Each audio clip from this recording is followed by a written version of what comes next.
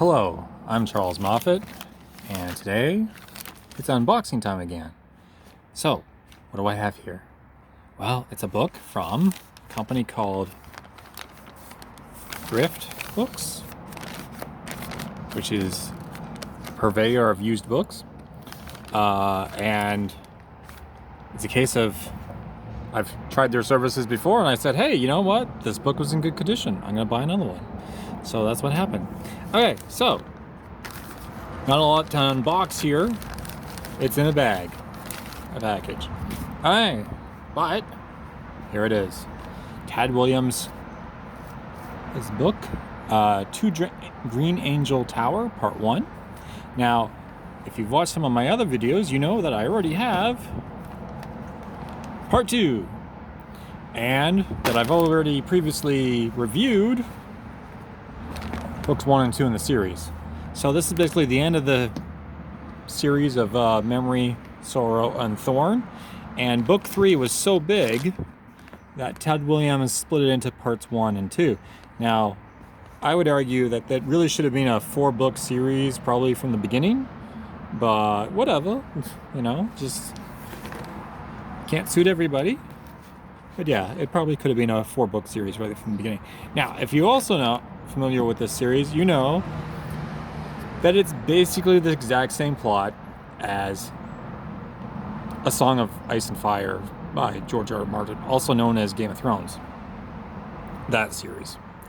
So if you were to read it, you'd go like, oh wait, isn't this the same plot? Yes it is. Okay, also I'm going to be opening a second package later on. Okay, now part 1.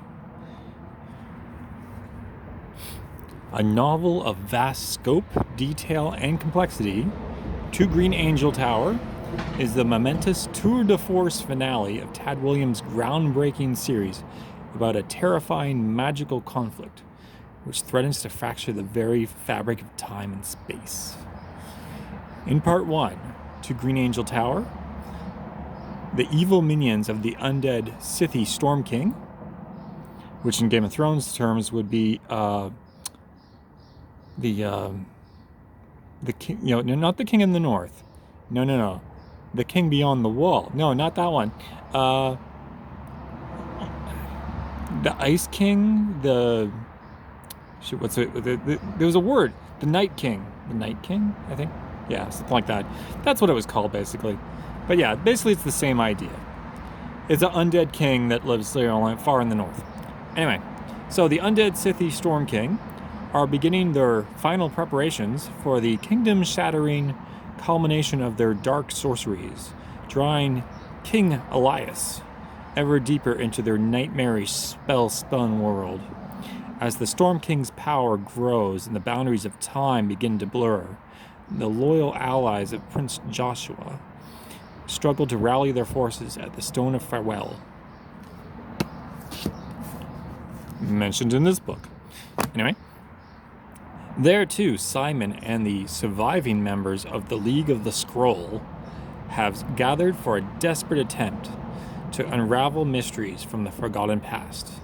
For if the League can reclaim these age-old secrets of magic long buried beneath the dust of time, they may be able to reveal to Joshua and his army the only means of striking down the unslayable foe, meaning the Scythy Storm King, that undead guy. Yeah.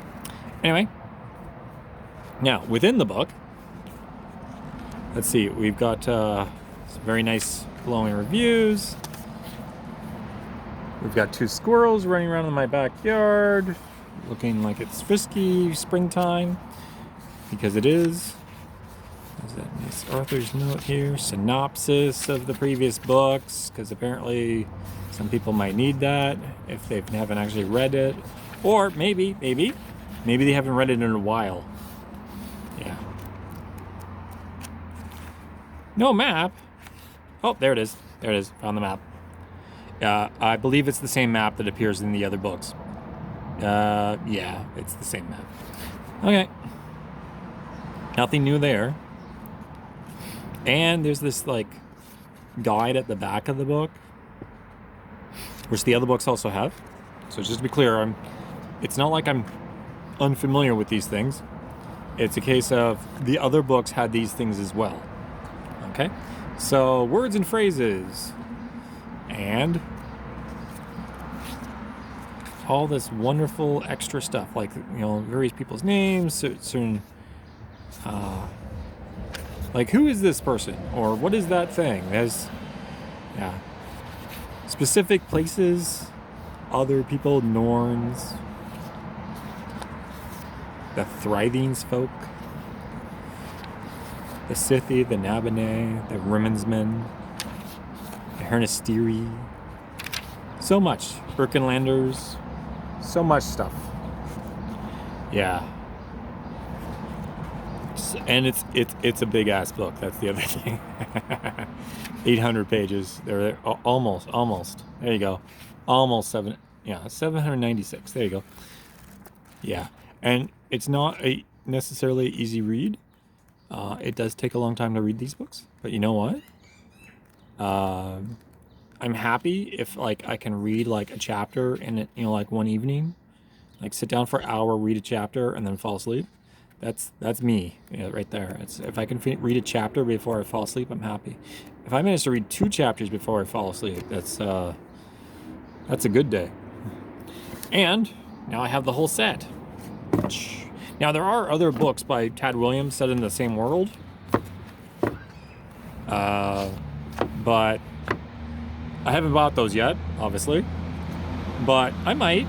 This one, I think. This one looks like it was brand new. Like, did I buy this one in a store brand new? Yeah, I think so. I think this one and that one came from thrift books. This one, I think I bought it brand new. Yeah, big difference. Not really. Like, oh look, it's got a sticker on it. That's about, and it's a little bit like, tiny little bit of, signs of wear and tear. And this one's got some yellowing going on there on the pages. But you know what? All the books will do that eventually. So, what else do I have to open today? Well, I have here a novella. Well, I have this thing, which is a different topic. But this is a novella that I wrote called The Scarlet Arena, in which, captured in battle, Wulfric the Wanderer's shame is soon realized to be another twist of fate, as he was not the only great warrior captured and taken to the slaver city of Laztec. Forced to fight predators and mighty warriors in the arena, the time traveler seeks a way to escape, and possibly to escape his fate.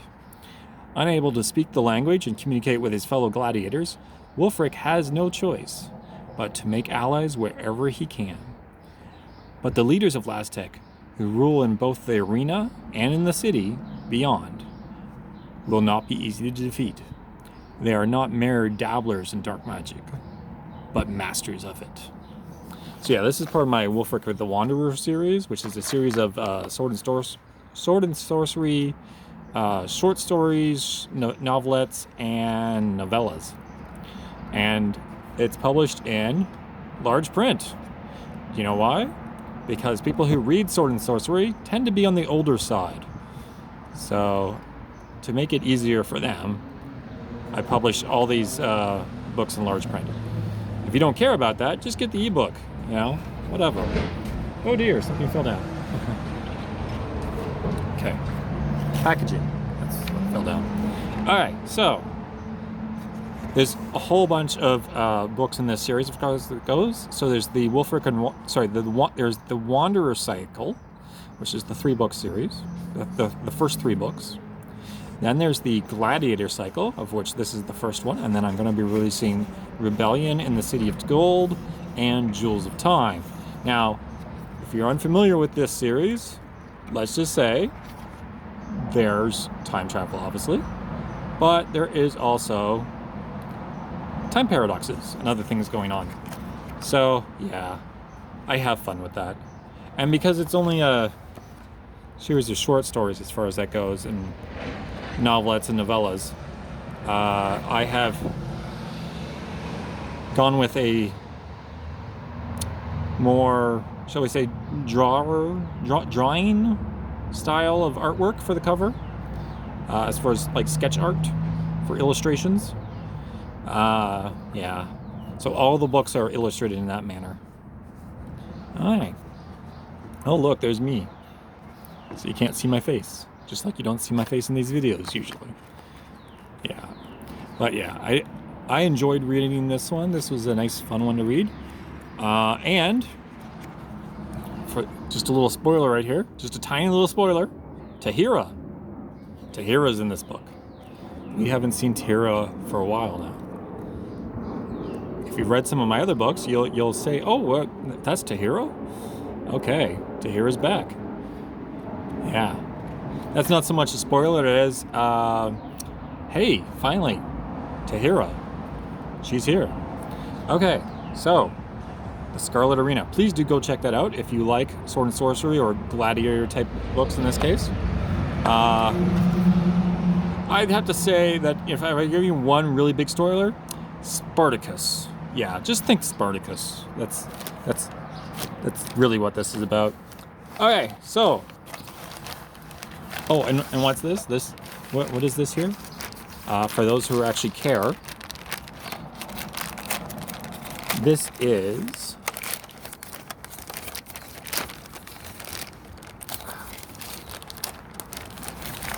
something for my archery business, because I work most of the time as an archery instructor. So this here is a bow press, a portable bow press used for compressing a compound bow so that you can change the cables on it more easily. Anyway, so yeah, that's for work.